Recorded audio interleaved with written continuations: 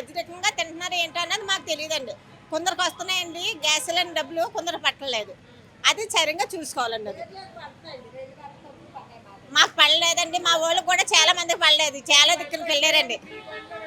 చాలా పిఠాపురం మండలం, Pithapuram gas HP gas దగ్గరకు వచ్చారండి. వచ్చినా కానీ పడలేదండి. పడతాయి పడవు అలాగే చెప్తున్నారు కలెక్టర్. కొందరు పడుతున్నాయని కొందరు పట్టలేదు. అది పవన్ కళ్యాణ్ గారు జాగ్రత్తగా చూసుకోమని డెవలప్మెంట్ చేసుకోవాలి. ఇప్పుడు ఇదివరకు వాలంటీర్లు ఇంటికి వచ్చి రేషన్ ఇచ్చేవారు కదా, ఇప్పుడు మళ్ళీ మనకి పాత పద్ధతి తీసుకొచ్చారు కదా, దానివల్ల మీరు ఏమైనా ఇబ్బంది పడుతున్నారా? అసలు ఇబ్బంది లేదండి, బాగానే ఇస్తున్నారు. స్టోర్ దగ్గర మేము ఎప్పుడు వెళ్తే అప్పుడు ఇస్తున్నారండి, బాగానే ఉందండి, ఇబ్బంది ఏమీ లేదు. వాళ్ళకి అనవసరంగా ఫీజులు కడతాం తప్ప ఇలాగే బాగుందండి, బాగుంది.